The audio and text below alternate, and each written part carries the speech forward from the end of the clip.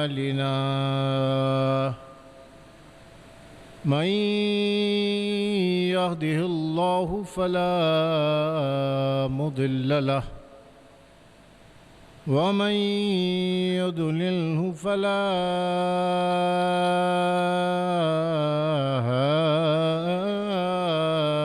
هادي له ونشهد أن لا إله إلا الله وحده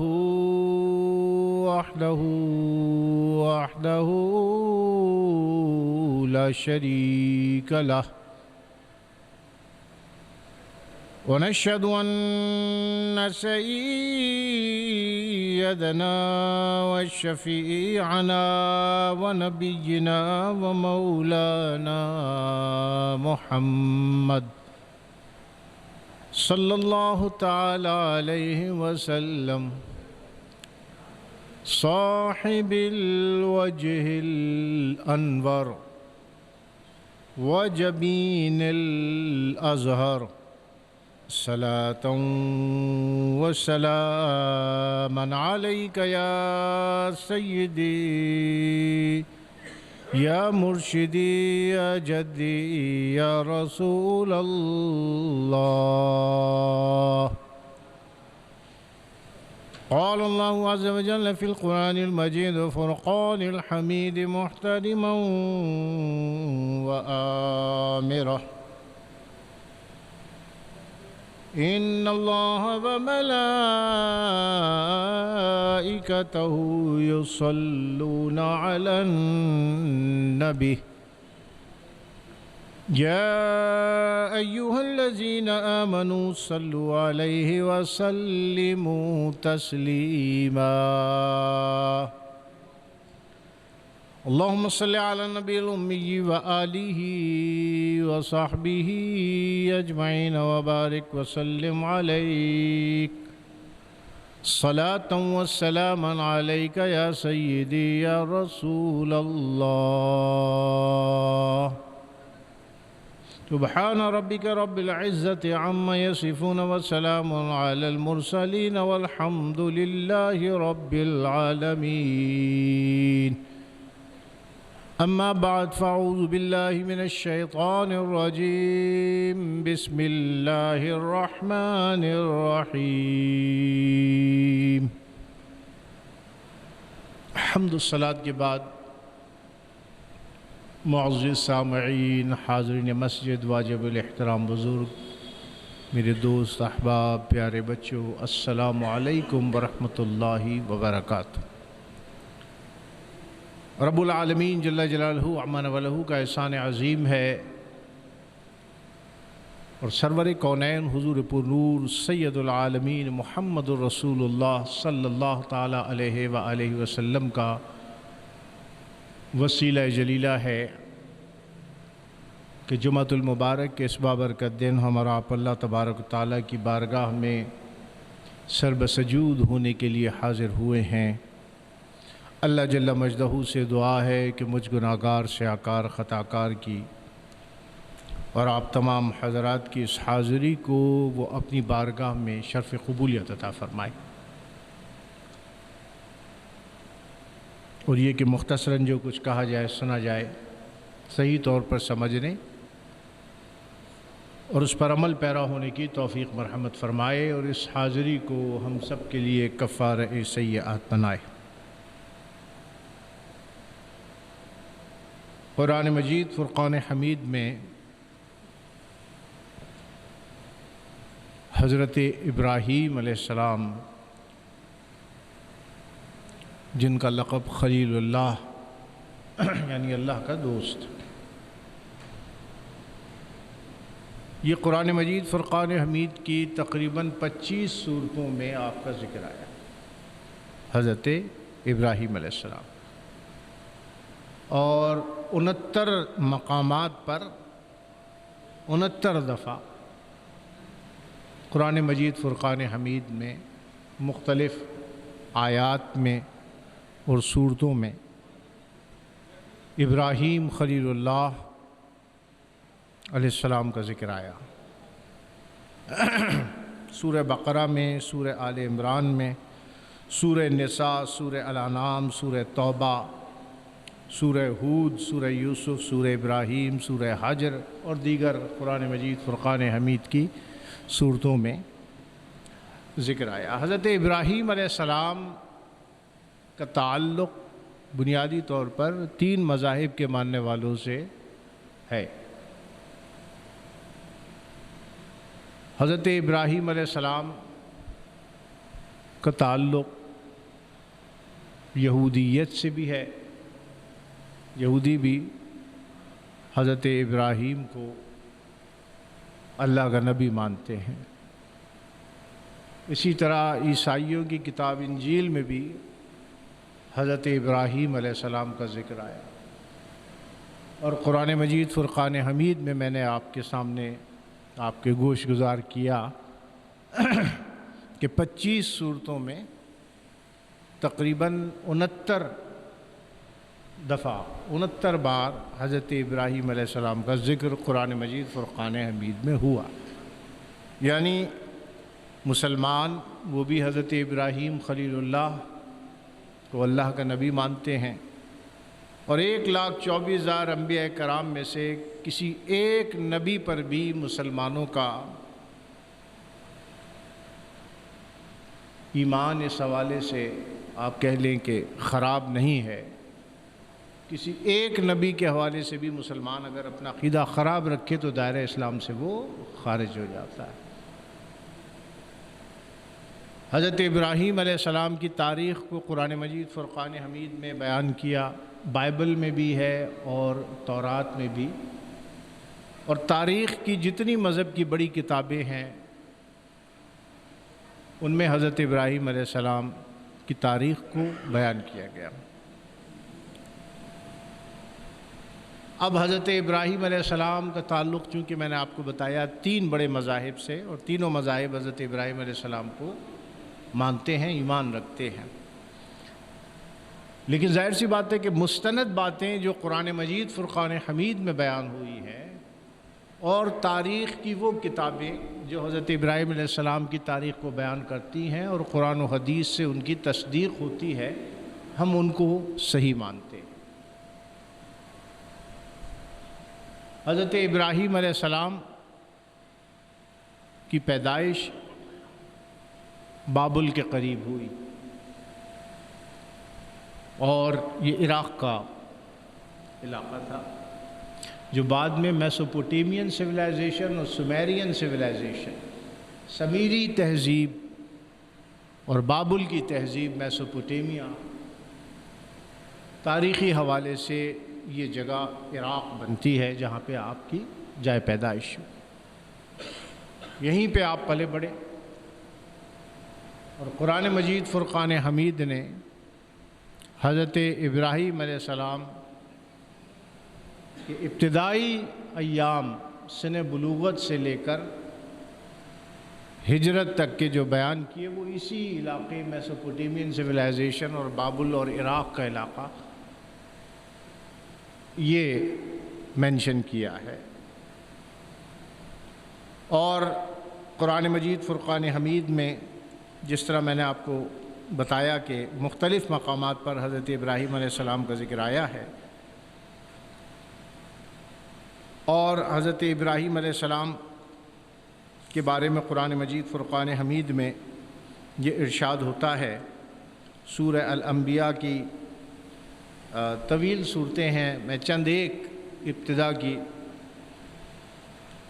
تلاوت کرتا ہوں جس میں رب کائنات نے ارشاد فرمایا وَلَقَدْ آتَيْنَا إِبْرَاهِيمَ رُشْدَهُ مِن قَبْلُ وَكُنَّا بِهِ عَالِمِينَ إِذْ قَالَ لِأَبِيهِ وَقَوْمِهِ مَا هَٰذِهِ التَّمَاثِيلُ الَّتِي أَنْتُمْ لَهَا عَاكِفُونَ قَالُوا وَجَدْنَا آبَاءَنَا لَهَا عَابِدِينَ قَالَ لَقَدْ كُنْتُمْ أَنْتُمْ وَآبَاؤُكُمْ فی ضلال مبین۔ حضرت ابراہیم علیہ السلام بچپن سے ہی اس بات سے آشنا تھے، اور آپ کا تفکر، تدبر، تعقل ہمیشہ یہ رہا کہ ان کے ارد گرد جس معاشرے میں انہوں نے آنکھ کھولی ہے بتوں کو پوجا جا رہا ہے، اصنام پرستی ہو رہی ہے۔ تو قرآن مجید فرقان حمید ارشاد فرماتا ہے بلا شبہ ہم نے ابراہیم کو پہلے ہی سے ہدایت سے نواز رکھا، پہلے ہی سے۔ اب یہ پہلے ہی سے مراد بچپن سے ہی آپ کی جو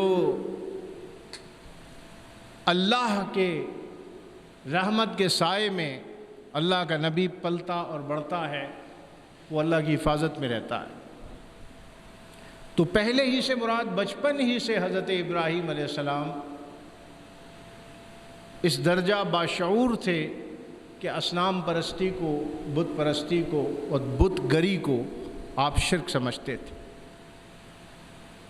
کام آپ کا یہ تھا، قرآن مجید فرقان حمید نے جو لفظ استعمال کیا ابھی ہی اپنے والد سے، ابن باپ کو کہتے ہیں، لیکن تاریخ ہمیں یہ بتاتی ہے کہ حضرت ابراہیم علیہ السلام کو پالا ان کے چچا نے تھا، آزر جن کا نام تھا۔ اور عربوں کے ہاں چچا کو باپ تصور کیا جاتا تھا اور باپ کے نام سے پکارا جاتا تھا۔ تو یہاں وہ جو مستعمل تھا اس معاشرے میں چچا کو باپ کہہ کے پکارنا، وہ حضرت ابراہیم علیہ السلام کے والد نہیں تھے جو بت پرستی کرتے تھے اور بت بناتے تھے، کیونکہ حضور پرنور سید العالمین محمد رسول اللہ صلی اللہ تعالی علیہ وسلم نے ارشاد فرمایا کہ میرے تمام آبا و اجداد حضرت آدم سے لے کر حضرت اسماعیل تک اور مجھ تک جتنے آبا و اجداد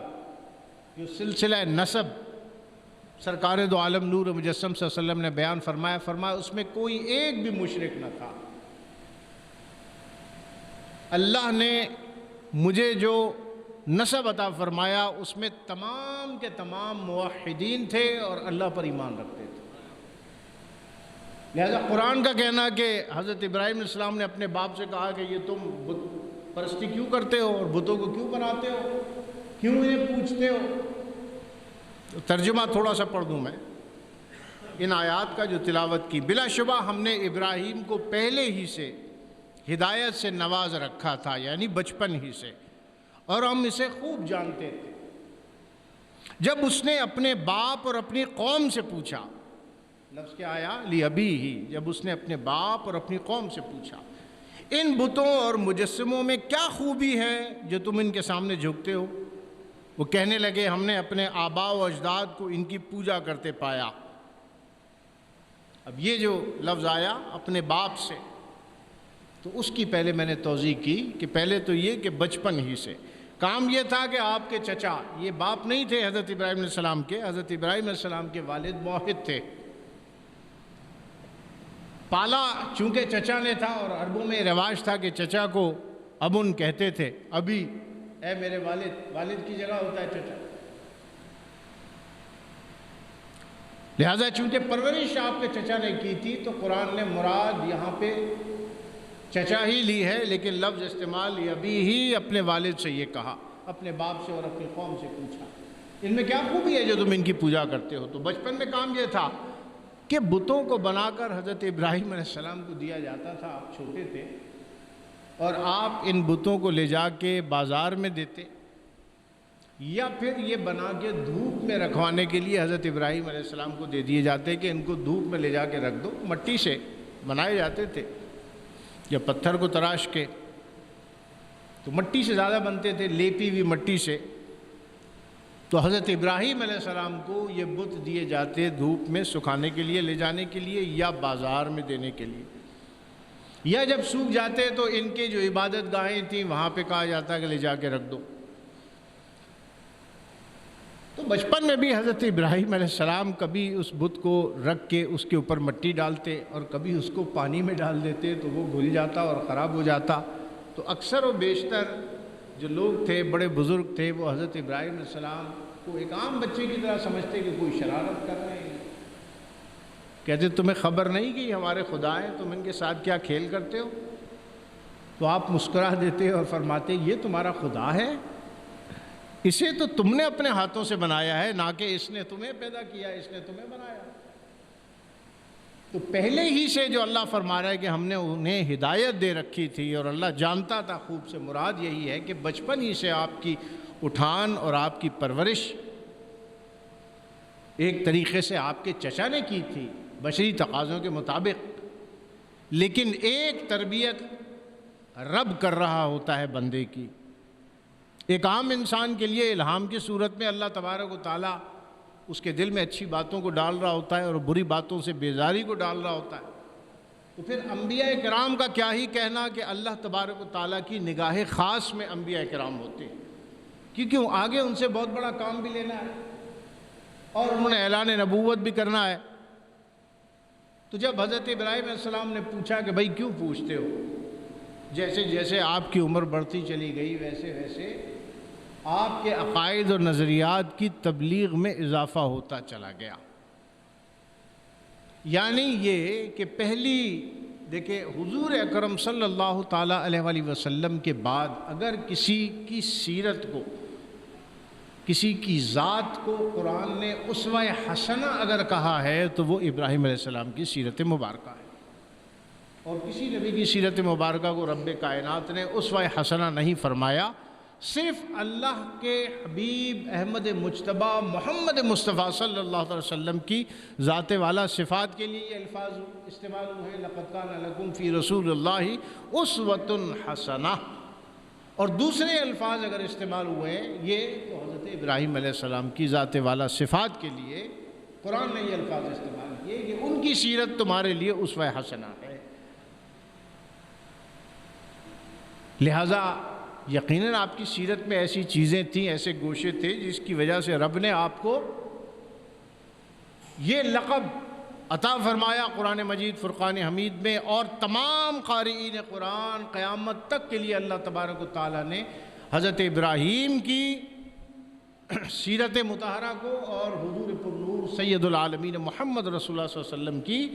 سیرت مبارکہ کو رب کائنات نے اسوہ حسنہ فرمایا، کیونکہ آگے جو معاملات ہونے وہ بہت عظیم ہیں، آگے جو حضرت ابراہیم علیہ السلام کی کاوشیں ہیں وہ بڑی عظیم ہیں۔ تاریخ کی پہلی اتنی طویل ہجرت اگر کسی نبی نے کی ہے تو حضرت ابراہیم علیہ السلام نے کی ہے۔ آپ پہلے مہاجر اس حوالے سے سمجھیں کہ عراق سے ابھی آگے جا کے میں آپ کو بتاؤں گا حضرت ابراہیم علیہ السلام کتنا طویل سفر طے فرما کر اور پھر حجاز پہنچے ہیں، اور حجاز سے پھر الخیل پہنچے ہیں، اور وہیں پہ آپ کا وصال ہوا، اور وہیں آپ کا مزار مبارک کہا جاتا ہے کہ ہے، اور کچھ روایتوں میں کہیں اور کا بھی ذکر ہے۔ تو حضرت ابراہیم علیہ السلام جوں جوں بڑے ہوتے گئے، معاشرے میں آپ نے شرک کے خلاف عملی اقدام اور تبلیغ اور موعظت اور نصیحت کا کام کرنا شروع کر دیا۔ ابھی چونکہ منصب عطا نہیں ہوا تھا اور اعلان نہیں ہوا تھا اور آپ کو حکم نہیں ملا تھا، نہ ہجرت کا نہ اعلان نبوت کا، لیکن بچپن ہی سے جوانی میں بھی آ کے آپ نے تبلیغ کا کام شروع کر دیا۔ اور مشہور روایات اور واقعات آپ سنتے رہتے ہیں کہ جب ایک دن جس بستی میں اس بابل میسوپوٹیمیا یا نینوا کی سرزمین جہاں حضرت ابراہیم علیہ السلام پیدا ہوئے اور پلے بڑے جوان ہوئے، تو ایک دن سالانہ میلے کا تھا جس میں تمام لوگ گئے ہوئے تھے حضرت ابراہیم علیہ السلام کو اپنے بتوں اور مجسموں ان کی حفاظت کے لیے اس عبادت گاہ میں محافظ بنا کے گئے۔ لہذا بستی تقریباً خالی تھی، حضرت ابراہیم علیہ السلام نے ان بتوں کو توڑ دیا، اور جس ڈنڈے سے جس کلہاڑے سے آپ نے توڑا اس کو ان کے ایک بڑے مجسمے کے اوپر آپ نے رکھ دیا، لے جا کے اس کے کندھے پر اس کو ٹکا دیا۔ جب یہ لوگ واپس آئے اور آ کر کہا کہ بھئی یہ کیا ہو گیا، ہمارے خداؤں کو کس نے توڑا؟ تو انہوں نے کہا دیکھو سب سے بڑے خدا جو ہے اسی کی گردن میں، اسی کے کندھے پر یہ ہتھوڑا رکھا ہے، شاید اسی نے ان سب کو مارا ہو اور توڑا ہو اور برباد کیا ہو۔ تو اب یہ وہ فطری اور منطقی دلیل تھی حضرت ابراہیم علیہ السلام کی اپنی قوم کے لیے کہ ذرا عقل کو استعمال کرو، ذرا شعور سے کام لو، تفکر، تدبر، تعقل سے کام لو۔ انہوں نے کہا بھئی یہ کیسے ہو سکتا ہے کہ یہ مجسمہ اٹھے اور اٹھ کر سارے خداؤں کو توڑ دے؟ یہ تو نہیں ہو سکتا۔ کہا یعنی تم تسلیم کرتے ہو کہ یہ اتنی بھی قدرت نہیں رکھتے کہ یہ ڈنڈا اٹھا کر کسی کو توڑ دیں اور مار دیں، تو یہ تمہاری تقدیر کے، تمہاری حیات و ممات کے مالک کہاں سے ہونے لگے؟ تم ان کی عبادت کیوں کرتے ہو؟ تو بات یہ ہے کہ حق کو جب باطل کے سامنے پیش کیا جاتا ہے اور باطل پاور میں ہوتا ہے تو حق کو دبانے کے لیے ظلم و ستم سے کام لیا جاتا ہے، حق کو دبانے کے لیے طاقت سے کام لیا جاتا ہے۔ حضرت ابراہیم علیہ السلام اس وقت نوجوان تھے، لہذا یہ مشہور ہو گیا کہ یہ ہمارے خداؤں کی بے حرمتی کرتا ہے اور ان کو خدا نہیں مانتا۔ ڈانٹا ڈپٹا، طعن و تشنیع کیا گیا حضرت ابراہیم علیہ السلام کو، کہا گیا کہ ہمارے خداؤں کا گستاخ ہے۔ آپ کے چچا نے آپ کو ڈانٹا اور کہا کہ تمہیں شرم نہیں آتی، تم خداؤں کی اس طرح بے عزتی کرتے ہو؟ کہا کہ آپ بتائیے اگر یہ خدا ہے تو یہ کر سکتا ہے، اور آپ کہتے ہیں کہ یہ نہیں کر سکتا، مٹی کا بنا ہے، تو ایسے کو پوچھتے کیوں ہو؟ میری بات اگر غلط ہے تو اپنی عقل سے کام لے اور بتائیں کہ کیا یہ ممکن ہے؟ ایسے موقع پر حق کو تسلیم کرنے کے بجائے باطل ہمیشہ ہیلے اور بہانے بناتا ہے۔ اور دیکھیں نظریاتی طور پر کفر سے نکل کر اسلام کی یا ایمان کے نور اور روشنی میں آ جانا بڑا مشکل ہوتا ہے، اور یہ میں پہلے بھی آپ کو بارہا آپ کے گوش گزار کر چکا کہ ایمان وہ نور، وہ طاقت ہے جو تمام اندھیروں کو چھانٹ دیتی ہے، اور یہ توفیق اللہ تبارک و تعالی ہر ایک کو عطا نہیں فرماتا۔ اصل ایمان جو ہے یہ بہادروں کا شیوا ہوتا ہے۔ پورا قرآن مجید فرقان حمید بہادروں سے خطاب کرتا ہے، بزدلوں سے خطاب نہیں کرتا، کیونکہ بزدل میں وہ طاقت ہی نہیں ہوتی کہ باطل کے سامنے کھڑا ہو سکے اور باطل کو باطل کہہ سکے۔ نہ کر جبریل، نہ کر تقلید جبرائیل میرے جذب و مستی کی، تن آساں عرشیوں کو ذکر و تسبیح و توافین ہے جو اسلام کے لیے لڑنے والے ہیں، جو ہر دور میں ایمان کے محافظ ہیں اور دین کے پیروکار ہیں اور دین کو پھیلانے والے ہیں،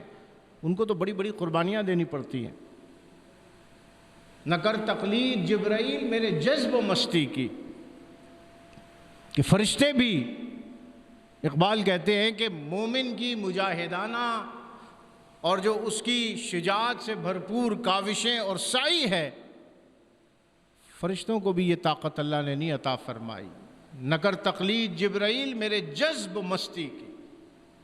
کہ ایمان میں سرشار ہو کر کس طرح باطل سے ٹکرایا جاتا ہے، ایمان میں ڈوب کر کس طرح باطل اور طاغوتی طاقتوں سے لڑا جاتا ہے، یہ اہل ایمان کا شیوا ہے۔ اس کے لیے بڑی بڑی قربانیاں دینی پڑتی ہیں۔ یہ عشق نہیں آساں، بس اتنا سمجھ لیجئے ایک آگ کا دریا ہے جس میں ڈوب کے جانا ہے، اور یہ اہل ایمان کا شیوا ہوتا ہے۔ تو قرآن جو بات کرتا ہے وہ اہل ایمان سے کرتا ہے، شجاعت والوں سے کرتا ہے، بہادروں سے کرتا ہے، جو کچھ کر گزرنے کے اہل ہوتے ہیں، جن میں اتنی ایمانی قوت ہوتی ہے، قرآن اس سے خطاب کرتا ہے۔ قرآن منافقوں سے اور بزدلوں سے خطاب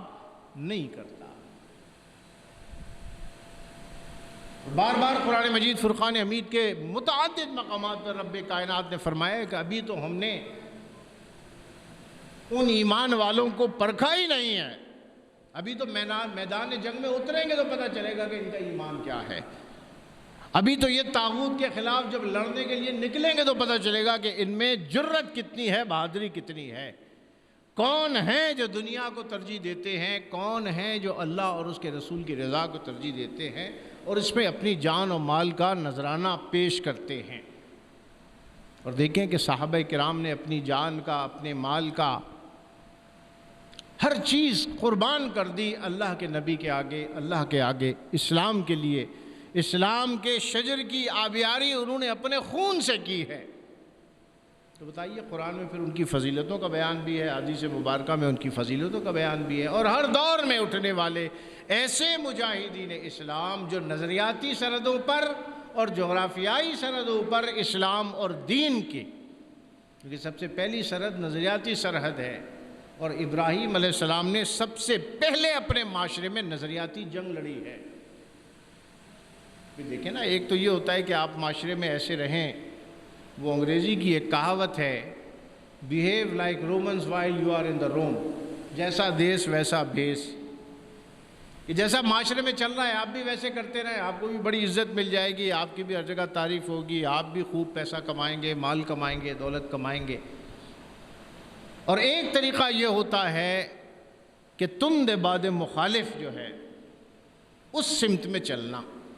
جہاں طاغوتی کام ہو، جہاں پہ شیطانی کام ہو، جہاں پہ اسلام کے خلاف انوائرمنٹ ہو، وہاں پر آپ کو اسلام کا کام کرنا، وہاں پر آپ کو اپنے ایمان کا امتحان دینا ہے۔ کہ پچھلے جمعے بھی ہم نے کہا کہ ایمان کا امتحان اصل میں معاشرے کے اندر ہوتا ہے، اصل میں بازار کے اندر ہوتا ہے، اصل میں معیشت کے اندر ہوتا ہے۔ ایمان کا امتحان مسجد، ممبر و محراب کے درمیان نہیں ہوتا، ایمان کا امتحان خوشیوں کے دوران ہوتا ہے، اختیارات ملنے کے بعد ہوتا ہے۔ امتحان ایمان کا دولت ملنے کے بعد ہوتا ہے، آسائشیں ملنے کے بعد ہوتا ہے کہ اب اس کو رب کتنا یاد ہے۔ ہر ایک کا ایک الگ درجہ ہے۔ تو ابراہیم علیہ السلام نے سب سے پہلے جو جنگ لڑی اپنے معاشرے میں وہ نظریاتی تھی۔ آپ نے ان نظریات پر چوٹ لگائی۔ یہ در حقیقت جو بت آپ نے توڑے تھے یہ ان کے نفس امارہ کے بت تھے جس کے آگے وہ جھکتے تھے، وہ طاغوتی بت تھے جس کو انہوں نے حکمرانی دی ہوئی تھی، جس کے آگے وہ جھک جاتے تھے۔ در حقیقت یہ مٹی کے بت نہیں توڑے تھے، در حقیقت ان کے نظریات کے بتوں کو آپ نے مسمار کیا تھا، جس سے معاشرے میں کیا ہوا؟ جو عزت آپ کی تھی، ایک اعلیٰ خاندان سے تھے، ایک اعلیٰ گھرانے سے تھے، سب عزت کرتے تھے، لیکن باطل کو باطل جب کہیں گے آپ تو آپ پر انگلیاں اٹھیں گی۔ جب باطل کو باطل کہیں گے تو ایک ایسے معاشرے میں جو اسلام کے خلاف یا دین کے خلاف یا مشرکانہ یا طاغوتی معاشرہ ہے، برا بھلا کہا جائے گا، پگڑیاں اچھلیں گے۔ صحابہ کرام نے یہی کیا۔ اللہ کے ہر نبی نے، میں نے آپ سے عرض کیا، آ کر اللہ کے ہر نبی نے ایلیٹ کلاس کو چیلنج کیا ہے۔ ہر نبی کی سنت کو دیکھ لیں، جو حکمران طبقہ ہے، نبیوں کا کام ایلیٹ کلاس کو آگے چیلنج کرنا تھا، نچلے طبقے کو۔ نچلا طبقہ تو ظاہر سی بات ہے وہی کرے گا جو حکمران طبقہ کر رہا ہے، جو با اختیار طبقہ کر رہا ہے،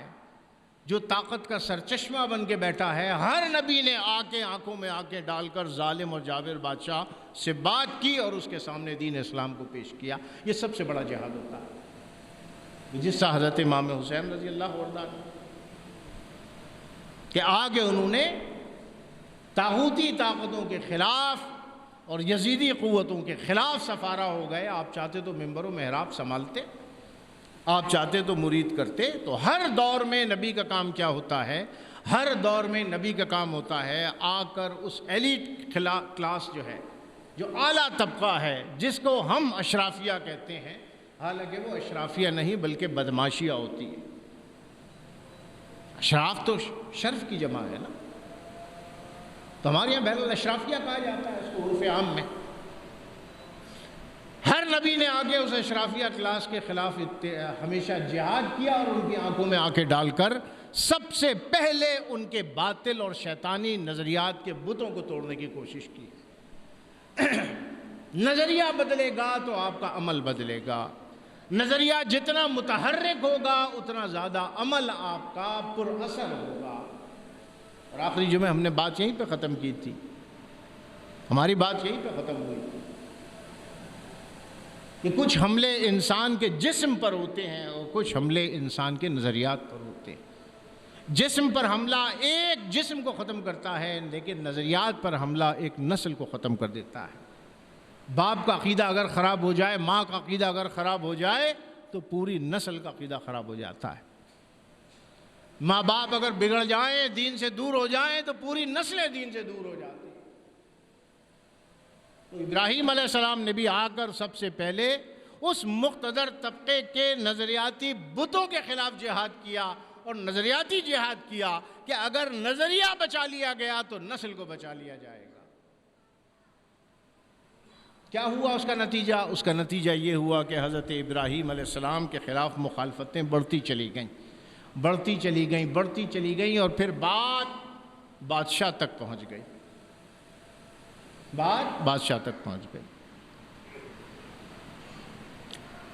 اور جناب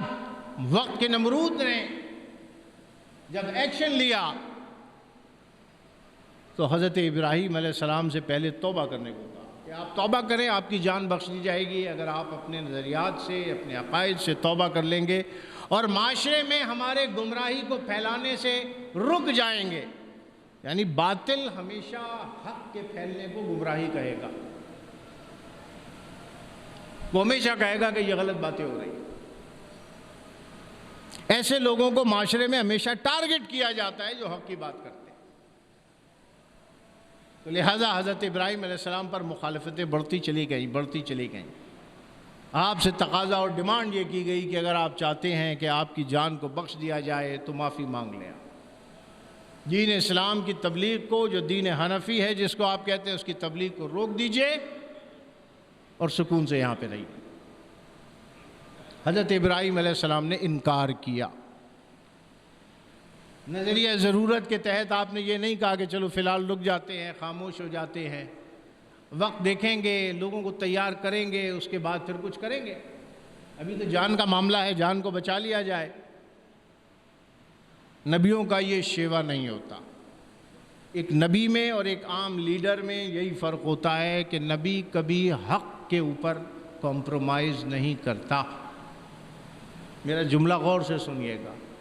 نبی حق پر کمپرومائز نہیں کرتا بلکہ حق کے لیے کمپرومائز ضرور کر لیتا۔ جیسے اللہ کے نبی نے یہودیوں کے ساتھ معاہدہ کر لیا تھا، جیسے اللہ کے نبی نے صلح حدیبیہ کر لی تھی۔ حق کے لیے معاہدہ کرنا تو جائز ہے، لیکن حق پر، مقصد پر معاہدہ کر لینا مقصد سے ہی انحراف ہو جائے گا، مقصد کے لیے معاہدہ کرنا تو نبیوں کی سنت رہی ہے کہ جہاں آپشن ملا کہ حق کے لیے کوئی معاہدہ کیا جائے جس سے بعد میں مثبت نتائج پیدا ہوں، وہ تو اللہ کے نبی نے کیے، لیکن کبھی حق سے دستبردار نہیں ہوئے۔ یہ کہنا کہ آپ تبلیغ چھوڑ دیں، اللہ کے نبی سے بھی کہا گیا، مال و دولت آپ کو دے دی جائے گی، جان آپ کی بخش دی جائے گی، مکے کا سردار آپ کو بنا دیا جائے۔ تو اللہ کے نبی کا جواب کیا تھا؟ بڑا مشہور تھا، میرے دائیں ہاتھ پر سورج اور بائیں ہاتھ پر چاند بھی اگر لا کے رکھ دو، یعنی دنیا اور ما فیہا کے خزانے بھی اگر لا کے رکھ دو میرے ہاتھوں پر، تب بھی میں دین اسلام کی تبلیغ سے باز نہیں آؤں گا۔ تو سب سے بڑا جہاد کیا ہے؟ سب سے بڑا جہاد ظالم، جابر، قابض و غاصب حکمرانوں کے خلاف جہاد کرنا، آنکھوں میں آنکھیں ڈال کر حق کو بیان کرنا۔ المختصر یہ کہ حضرت ابراہیم علیہ السلام نے اس بات پر کمپرومائز نہیں کیا کہ میں دین کی تبلیغ کو یا اپنے نظریات کی ترویج کو روک دوں۔ اللہ نے آپ کی سیرت کو اسوہ حسنہ ایسے تو نہیں فرمایا نا، جو مماثلتیں آپ کو اللہ کے نبی ابراہیم خلیل اللہ اور حضور پرنور سید العالمین محمد رسول اللہ صلی اللہ علیہ وسلم میں جو آپ کو یک رنگی نظر آئے گی، کیونکہ آگے انہی سے ایک نسل چلنی ہے اور انہی میں حضرت اسماعیل علیہ السلام کی پیدائش ہونی ہے اور پھر اسی نسل میں آ کے اللہ کے نبی احمد مجتبیٰ محمد مصطفیٰ صلی اللہ تعالیٰ علیہ وسلم کو دنیا میں بھیجنا ہے۔ تو کیا کیا؟ جب مجبور ہو گئے تو کہا بھئی اب آگ میں ڈال دیا جائے گا، سزا تو یہی ہے کہ آگ میں ڈال دیا جائے۔ تو بے خطر کود پڑا آتش نمرود میں عشق، اب یہ تھا عشق اور وہ تھی عقل، جس کو اقبال کہتے ہیں بے خطر کود پڑا آتش نمرود میں عشق، عقل ہے محو تماشائے لب بام ابھی۔ عقل تو کہتی تھی کہ کوئی معاہدہ کر لو، کچھ کر لو، کچھ جان بچاؤ، یہ آگ ہے آگ میں نہ جاؤ، لیکن عشق یہ کہتا تھا کہ فنا فی اللہ کے بعد جو مقام آتا ہے وہ بقا باللہ کا مقام ہوتا ہے، اس میں پھر اللہ کیا کرتا ہے؟ اللہ تبارک و تعالیٰ اس کو بقا عطا فرما دیتا ہے۔ تو حضرت ابراہیم علیہ السلام نے کس چیز کو چنا؟ آگ میں جانے کو۔ اس کی تفصیل سے آپ کو تفسیر ملتی ہے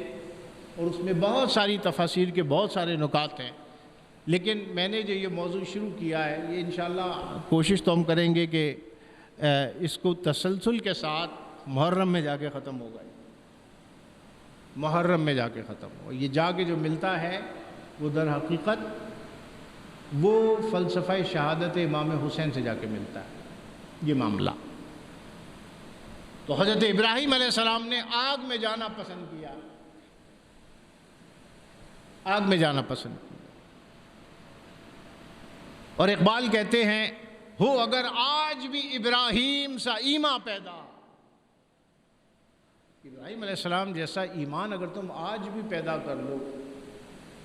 ہو اگر آج بھی ابراہیم سا ایمان پیدا، آگ کر سکتی ہے انداز گلستان پیدا، کیونکہ اللہ وہی ہے، آج بھی وہی ہے۔ لا تبدیل لکلمات اللہ، اللہ تبارک و تعالیٰ کے اصول بدلتے نہیں ہیں۔ لا تبدیل لکلمات اللہ، ہو اگر آج بھی ابراہیم سا ایمان پیدا، آگ کر سکتی ہے انداز گلستان پیدا، آج بھی تم پر آگ ٹھنڈی ہو سکتی ہے، گل و گلزار بن سکتی ہے آج بھی، لیکن اس کے لیے ابراہیم سا ایمان چاہیے، حضرت ابراہیم جیسی قوت ایمانی چاہیے، تو آج بھی آگ ٹھنڈی ہو سکتی ہے۔ غرض کہ حضرت ابراہیم علیہ السلام نے، تو میں نے آپ کو بتایا کہ 69 صورتوں میں ذکر ہے، اور اس میں آپ کی وہ تمام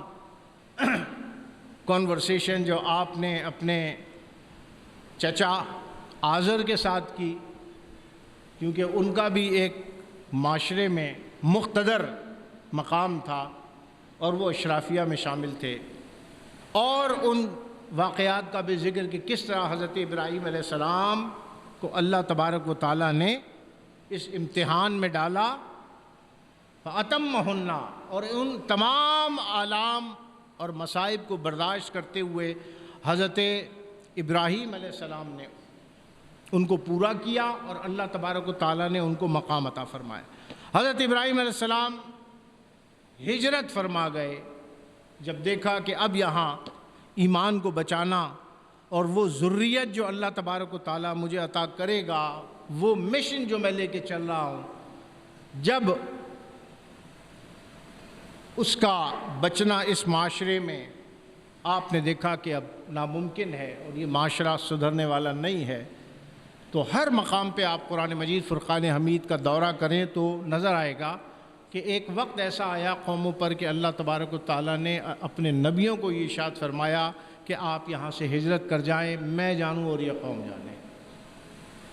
یعنی اللہ نبی کے ذریعے ہدایت عطا فرماتا ہے،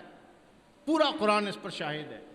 اللہ نے کسی قوم کو نہ قرآن دیا، نہ شریعت دی، نہ توریت دی، نہ زبور دی، نہ انجیل دی، نہ صحف موسیٰ، نہ صحف ابراہیم، نہ حضرت شیس صلی اللہ علیہ وسلم۔ اللہ نے کسی قوم کو اپنا میسج نبی کے وسیلے کے بغیر نہیں دیا۔ اللہ نے جب عطا کیا ہے ہدایت کو، نعمتوں کو، تو نبیوں کے وسیلے اور ذریعے سے عطا کیا، ڈائریکٹ اللہ نے قوم سے بات نہیں کی۔ ڈائریکٹ اللہ قوم سے ایک مقام پر ہوا ہے، پورا قرآن ہمیں یہ بتاتا ہے، اور وہ مقام وہ ہوتا ہے جب قوم اللہ کے نبی کی شریعت کو، اللہ کے نبی کی ذات کو ریجیکٹ کر دیتی ہے، اور معاشرہ ٹھکرا دیتا ہے، معاشرہ ریجیکٹ کر دیتا ہے، جان کا دشمن بن جاتا ہے، تو اللہ کی رضا یہ ہوتی ہے پھر کہ اللہ اپنے نبیوں کو احکامات نازل فرماتا ہے، اور بہت سے انبیاء کرام کو اللہ تبارک و تعالیٰ نے پھر ہجرت کا حکم دیا کہ آپ اس قوم کے درمیان سے میرے اور قوم کے درمیان جو آپ ہیں، اب اس وسیلے، اب اس ہدایت جو میں ان کو آپ کے ذریعے دینا چاہتا ہوں، اب انہوں نے مکمل ریجیکٹ کر دیا تو آپ بیچ سے نکل جائیں۔ اب اللہ ڈائریکٹ قوم کے ساتھ کب ہوتا ہے؟ جب عذاب کا معاملہ ہوتا ہے۔ عذاب کے معاملے میں اللہ نبی کے ذریعے نہیں،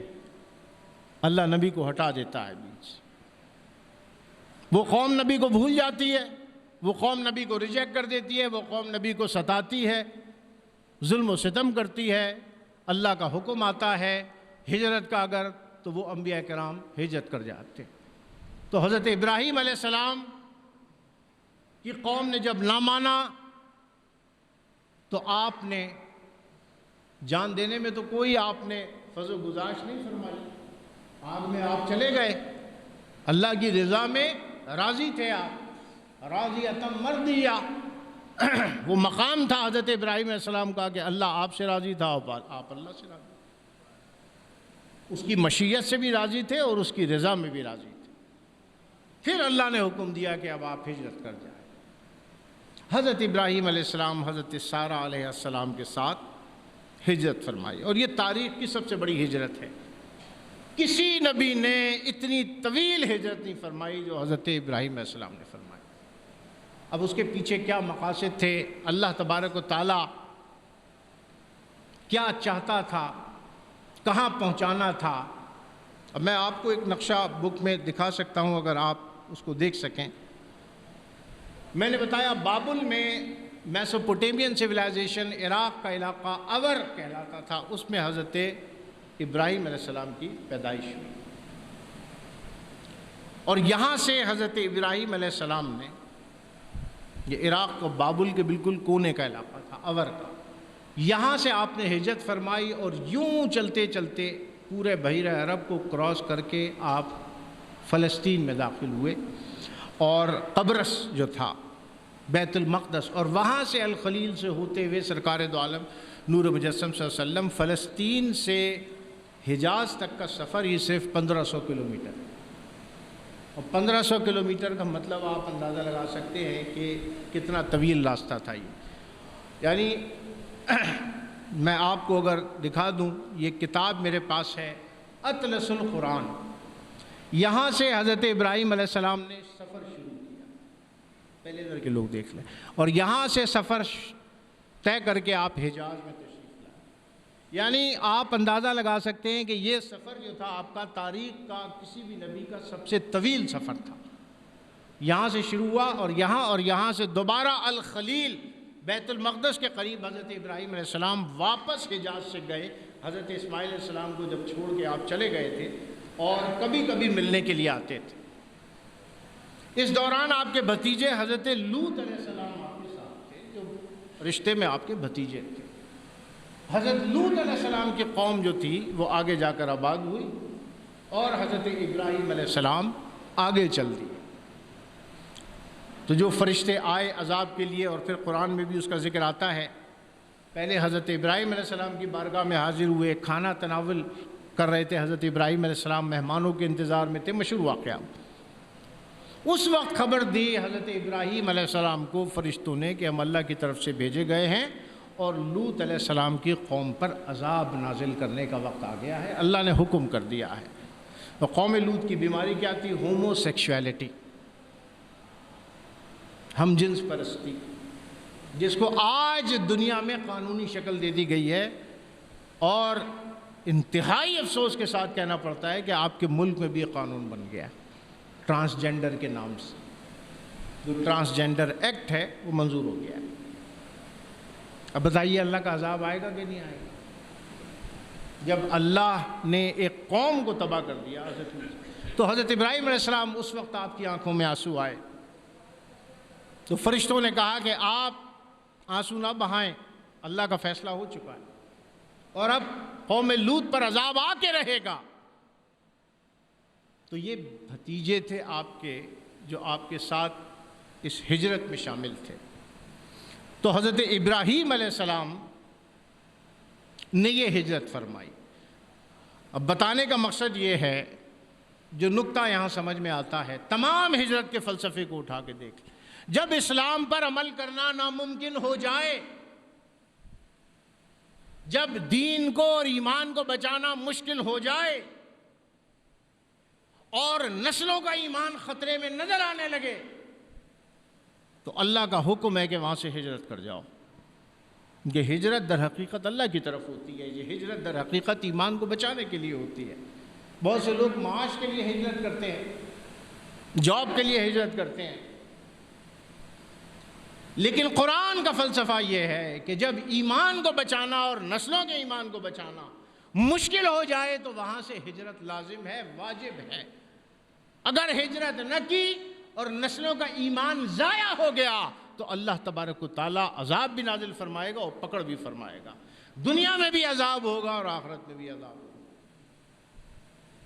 اب بھائی معاش سے تو پریشان ہو کے بہت سے لوگ امریکہ چل جاتے ہیں، کینیڈا چل جاتے ہیں، بہت سی جگہ چل جاتے ہیں۔ پھر اگر وہاں پہ اول تو ایسا ہے نہیں،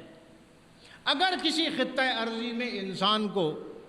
ایمان پر نہ چلنے دیا جائے، اسلام پر نہ چلنے دیا جائے اور اس پر پابندیاں لگا دی جائے تو حکم یہ ہے کہ وہاں سے ہجرت کر جائیں، کیونکہ نسلوں کا ایمان خطرے میں۔ آنے والی نسلیں جو ہوں گی وہ پھر آپ کے مذہب پہ، آپ کے ایمان پہ، آپ کے نظریات پہ نہیں بلکہ معاشرے کے ایمان پہ ہوں گی، معاشرے کی ڈگر پہ چلیں گی۔ جیسی سوسائٹی ہوگی ویسے ہی اس نسل کی تربیت ہوگی، جیسے گھرانوں میں کلچر ہوگا، جیسے معاشرے میں کلچر ہوگا، وہی کلچر اپنائے گی وہ نئی نسل۔ تو یہاں پہ یہ نکتہ ملتا ہے کہ حضرت ابراہیم علیہ السلام، بس یہیں پہ آج رکوں گا، اگلے جمعے اس سے آگے بات کریں گے ہم، کہ حضرت ابراہیم علیہ السلام کی جو ہجرت ہوئی تو کہاں آپ نے اپنا مقر بنایا، کہاں پہ آپ رکے، کتنے عرصے رکے، اس کے بعد آگے کہاں گئے، اور کب حضرت اسماعیل علیہ السلام دنیا میں تشریف لائے۔ ابھی آپ کی کوئی اولاد نہیں ہے، جس وقت آپ حضرت سارہ علیہ السلام کے ساتھ نکلے ہیں اس وقت تک آپ کی کوئی اولاد نہیں ہے، اور آپ نے ہجرت کر لی دین اسلام کے لیے، دین حنفی کے لیے۔ تو ابھی جو ہمارے لیے سبق آموز یہاں تک کی باتوں میں بات ہے وہ یہ کہ سب سے پہلی سرحد جس کی حفاظت کرنی ہے وہ ہے نظریاتی سرحد، وہ ہے ایمان کو بچانا۔ سب سے پہلی چیز یہ ہے کہ ایمان کو بچانا، پھر ایسے ماحول سے نکل جانا، ہجرت کر جانا، چھوڑ دینا ایسے لوگوں کو جہاں پہ بچوں کا ایمان اور آپ کا ایمان خطرے میں ہو، ایسے ماحول میں نہ رکھنا، یہ قرآن کا تقاضا ہے۔ یہ ہجرت کی تمام فلسفے اور جو آیات ہیں اس سے ہمیں یہی حاصل ہوتا ہے کہ ان تمام مواقع پر اللہ کے احکامات قیامت تک کے لیے ہیں، اور ہر دور میں ان سے احکامات کو نکالا جائے گا اور اس پر عمل کیا جائے گا۔ تو آج جو فلسطین ہے اس میں کیا اس کی تاریخ تھی، کہاں حضرت ابراہیم علیہ السلام رکے، اور پھر آگے جا کر حضرت اسماعیل السلام کی پیدائش، اور میں نے کہا یہ موضوع انشاءاللہ میں چلاؤں گا تو یہ محرم میں جا کے ختم ہوگا، کیونکہ یہ ابتدا ہے اور وہ انتہا ہے۔ جو ذبح عظیم ہے